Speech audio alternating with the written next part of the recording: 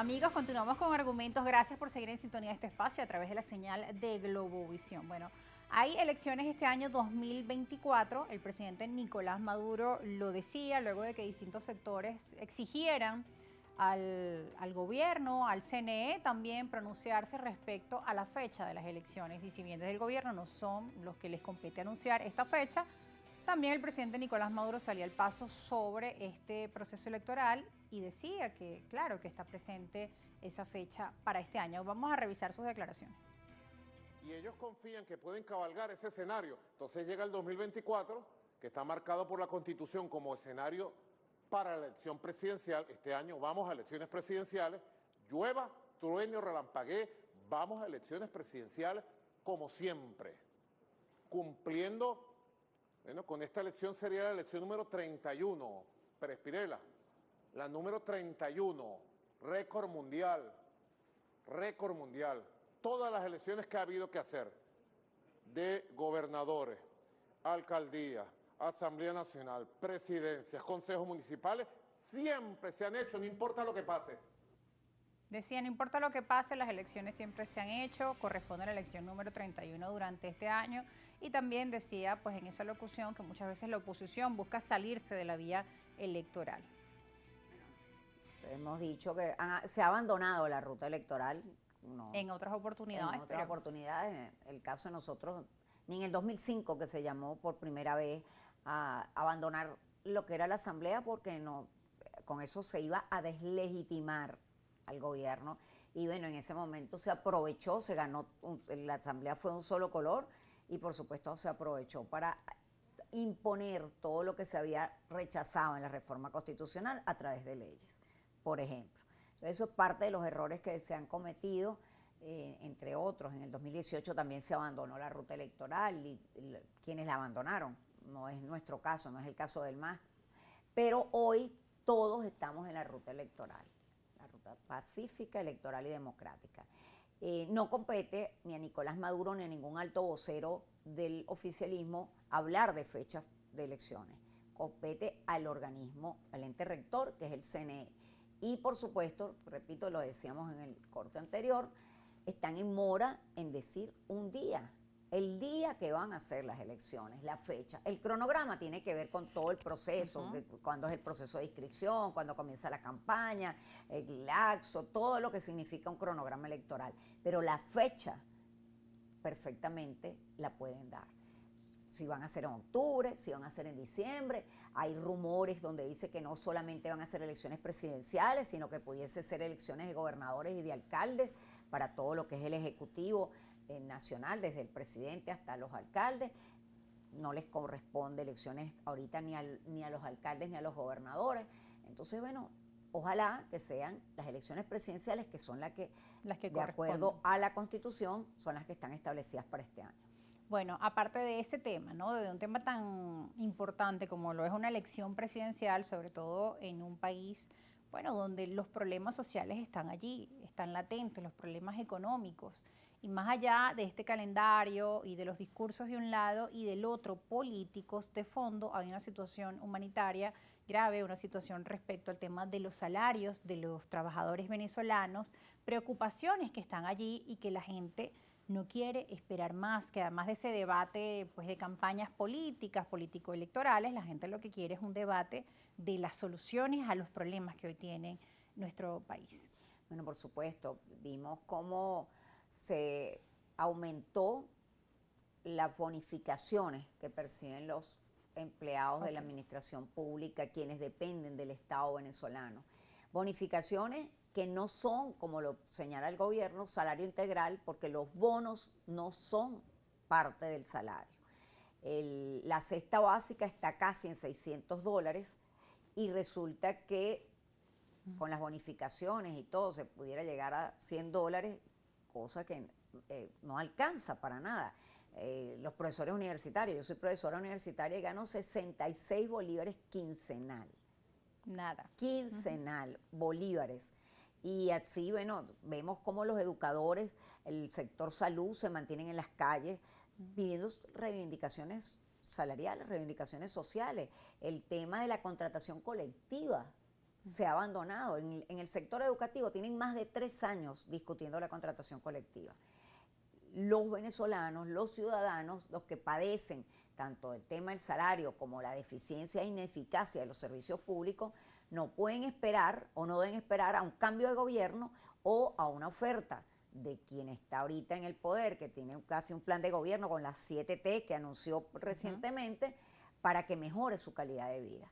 Entonces, todos debemos contribuir, ayudar, exigir que se cumpla lo que tiene que ver con las reivindicaciones salariales y con el tema de los servicios públicos que están tan deteriorados en el país. Claro, un país que tiene un problema donde, por supuesto, tiene un grave problema económico y un grave problema social que se inmiscuye con el modelo económico, acabar con lo que es el sistema económico, la economía productiva, lo que significó el expropiese y todo ese desarrollo económico que pareciera el gobierno estar dando un medio giro, pero nada se concreta, todo queda en anuncios. Ahora, ¿cuál debe ser el papel de los partidos políticos, el papel de los ciudadanos en un escenario cuando, bueno, cada día, por ejemplo, en este programa recibo llamados de la población donde dicen, oye, esos temas que están debatiendo son importantes, pero queremos que el tema social no se abandone, que el tema del salario, la mejora del poder adquisitivo es la principal demanda que hoy tienen los venezolanos y hemos visto cómo el debate público gira en torno, bueno, en diciembre el Esequibo, como repito, son temas que si bien son importantes, la población también quiere que se discuta con la misma importancia, con el mismo centimetraje, en la prensa, con el mismo calor dentro de la Asamblea Nacional, el tema de las mejoras salariales. Bueno, sí, el gobierno justifica que no hay aumento salarial, violentando la Constitución también, porque la Constitución establece que todos los años se debe hacer el incremento salarial en base también a lo que es el poder adquisitivo y lo que la canasta básica. La canasta básica. Entonces, ¿qué significa eso? Que el gobierno ha vulnerado a la Constitución durante más de 600 y tantos días sin el aumento del salario mínimo, justificando que no lo hace para evitar una explosión inflacionaria, que la inflación está controlando la inflación, bajar los dígitos que tenemos en inflación, y eso significa que no puede aumentar el salario. Pero que, o sea, a costilla de sacrificar a los trabajadores, a los pensionados y jubilados, entonces ese es el costo que tiene no aumentar la inflación. Por un modelo, repito, un modelo que ha sido un modelo errado, un modelo equivocado, un modelo que ha fracasado y al cual se niega el gobierno a cambiar. Entonces, da unos pequeños pasos donde las cosas tienen que ser de manera integral, no es solamente una reforma económica puntual en un punto o en otro para poder, repito, pero no poner jamás a los trabajadores y el tema del salario como la consecuencia de evitar pues que suba la inflación y sacrificando a los trabajadores, a los seres humanos que son los que tienen el déficit y tienen salarios de hambre permanentemente. Un tema de vital importancia para la población venezolana. Señora María Verdial, la invito a escuchar un reporte de nuestra compañera Soriemi González. Vamos a seguir escuchando otros argumentos respecto al tema del cronograma electoral, que es uno de los temas que hemos mencionado en el transcurso del programa, pues también nos da su posición Andrés Ignacio Silva, él es consultor político y ha asegurado lo necesario que es o por qué es necesario que el CNE publique ese cronograma electoral. Buenas tardes, Rosa, y a la audiencia de Argumentos. A esta hora evaluamos el panorama de las elecciones en la región, donde están previstas que 6 países latinoamericanos tengan las elecciones presidenciales para este 2024, donde también se incluye Estados Unidos. ¿Cómo influye eso en las elecciones presidenciales en Venezuela? Además de los otros factores que inciden, lo conversamos con el consultor político y abogado Andrés Ignacio Silva. Veamos. Bueno, al igual que los panoramas que estuvimos viendo a partir del 2023, 2024 parece repetir ese esquema de polarización y de conflicto, tanto en la región de Latinoamérica como en los Estados Unidos. Tenemos elecciones sumamente controvertidas, como las que se están viviendo actualmente en los Estados Unidos, donde hay un escenario de primaria competitivo entre Donald Trump y sus contrincantes. Esto puede llevar a una revancha del 2020, que todos sabemos cómo terminó en el 2020 en los Estados Unidos, con una insurrección y una cantidad de procesos para el exmandatario Donald Trump. Adicionalmente, en los otros países de Latinoamérica donde hay elecciones, como lo son Uruguay, las municipales en Brasil y en Chile, y en otros estados latinoamericanos, seguimos viendo esa polarización hacia la región. ¿Cómo afecta eso a Venezuela? Bueno, desde el año pasado, cuando se firmaron los acuerdos de Barbados, la región ha mostrado una mayor disposición a retomar tanto sus relaciones diplomáticas como sus negocios con Venezuela. Entonces, la mayoría de los candidatos que se han manejado para estas elecciones parecieran estar más dispuestos a negociar con Venezuela y a volver a abrir la economía hacia el país, sin contar aquellos candidatos afines a Milei o a Donald Trump, que siguen insistiendo en que la respuesta para solucionar la crisis democrática de Venezuela es a través de las sanciones.